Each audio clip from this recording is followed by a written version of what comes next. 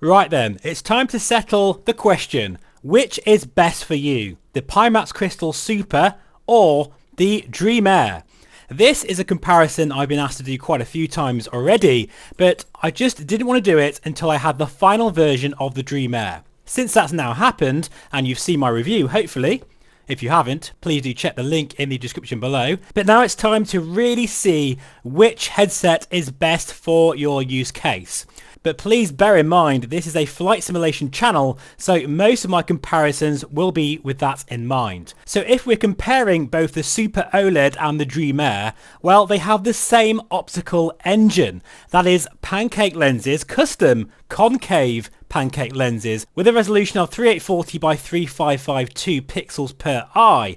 The refresh rates are both 90Hz and 72Hz. Basically, it's exactly the same optical stack and it looks fantastic. Now, if we start talking about field of view figures, that's when things get a little bit murky, because Pimax have now decided they are going to implement an experimental field of view setting of 120 horizontal for the Dream Air. And I would imagine the Super OLED is also going to get some experimental field of view settings in the future. So to keep this quite concise, at the time of this recording, which is the 16th of February, I'm going to give you my measurements with the default settings that I personally recommend for these headsets versus eye comfort.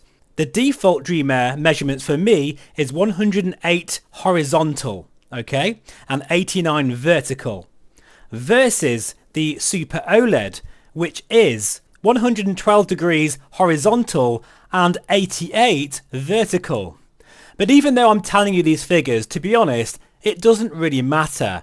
The idea Pimax initially had is to give the Super OLED an edge with field of view, maybe to try and entice people to get that larger VR headset. However, the reality is it doesn't really matter which one you get. Don't buy one over the other just for a bit extra field of view, because it seems like Pimax are finally deciding to provide the same profiles for the Dream Air as the Super OLED. And really, we're only talking about a few degrees here. I will say that right now, I much prefer the Dream Air overlap and field of view figures. It's a perfect sweet spot, and I find in terms of eye comfort, the Dream Air wins completely for me. And I'm not referring to the actual physical comfort of the headset, I'm talking about the actual profile of the overlap and field of view. It is perfect for me. So let's now talk about one of the main advantages of the Super OLED, and that is the interchangeable optical engines. You can feasibly buy the ultra-wide, the standard 50 ppd QLED variants, and the 57, which is sharper than the OLED, only by a smidge, although it doesn't really feel like it because of all the extra visual quality you get from the OLED, like the better colours, better black levels, and the pancake lenses just, I don't know, provide a lot more better clarity and a further distance. That's probably due to the lack of mirror and extra fill factor of that micro OLED panel. But it has to be said, you can change it if you fancy a much wider field of view, such as 136 degrees or more of the ultra-wide and a much brighter display. Now, this video is not going to be a comparison of the Super OLED QLED versus the OLED, because I've already made that video, okay? So I'll link that in the notes below if I remember. This is a comparison against both OLEDs, but in the Super and Dream Air. So really, it's all dependent upon whether you want a headset that can do very different things with both a QLED and OLED module. That's something that does have to be mentioned, because really it's the major factor for either getting the Super OLED or the Dream Air. Now, in terms of tracking at the moment, comparing the Dream Air I have right now, this is the Lighthouse tracked version. So you have to make sure you've got at least one base station, which is an extra cost. However, I will say the tracking is so much better, so much more refined. You can look really far down at the console of, say, an F-18 Hornet, and also look behind you. You never lose tracking. With the inside-out tracking currently with the Super OLED, while it's fine for seated experiences such as flight simulation, even I lose tracking sometimes, especially when I'm simming at my desk where I've got plain walls. It can sometimes get quite confused and the tracking will be lost, it is very frustrating. So to be honest, the Dream Air with the lighthouse tracking is the best of the best. You're never going to lose tracking and you can play in the dark. So it does win this one as well. But I have learnt a lot of you out there don't like to use base stations because of the extra cost, in which case maybe the inside out tracking version of the Super OLED is for you. You could also, however, wait for the SLAM tracking version of the Dream Air. That is coming, but I don't know when that's going to arrive, so I can't really comment on this video. But if that's something that is an absolute deal breaker for you, then definitely wait for the Dream Air with the inside out tracking. I am a little bit concerned though about how that's going to pan out. And if you want a headset that has that amazing OLED display right now, and has inside out tracking that works okay, then it is the Super OLED that wins this as well. Now let's talk about comfort. This is really unexpected, okay? You would think this is a massive hammer blow for the Super OLED because the Dream Air, well, it only weighs about 170 grams without the strap, and it is insanely light, and it's fantastic when you have that on your head for hours and hours, or feasibly anyway. But unfortunately right now, the facial interface, which is not final by the way, well, I'm glad it isn't because it doesn't really work very well for me. I find after about 45 minutes to an hour, I start to get a really quite strong red mark on my face, and it feels quite uncomfortable with the latest foam. Now, I can't guarantee this is ever going to be sorted out at the time of recording. Hopefully it will. I am though hoping Studio Form will come to the rescue. So really, this is quite hilarious actually, that the Super OLED with its bigger form factor is more comfortable right now.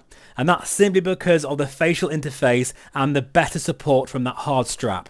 It is though a lot heavier, and that weight, well, you can't get away from it. It is very noticeable.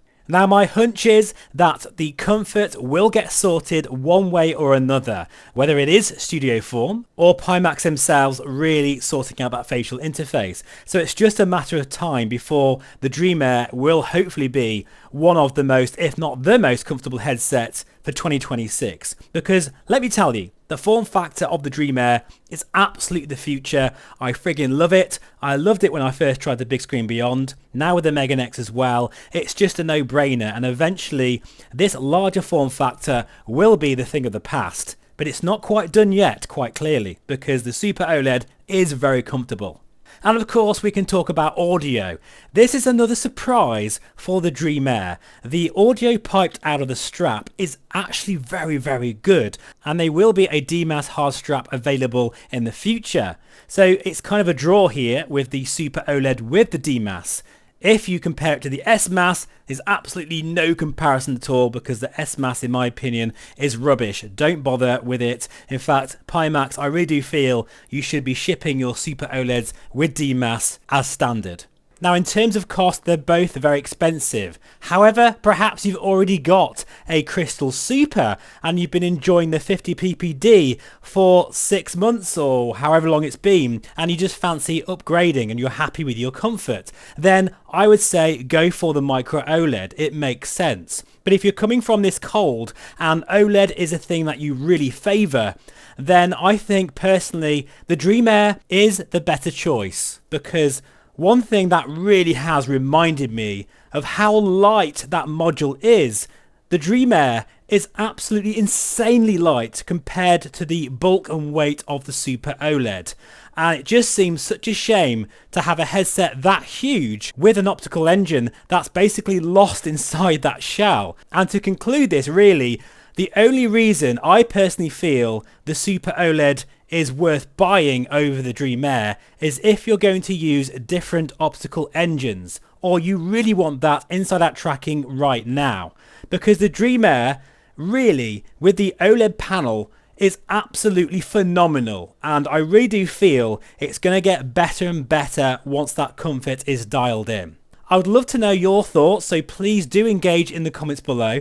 But that's it for today's video. Thank you so much for watching. If I've missed something, which is very possible, please do let me know and I'll try and answer your questions the best I can. There is plenty more content coming soon, including a brand new motion rig, so stick around for that. But for now, I really appreciate your support. I'll see you again very soon. Bye bye for now.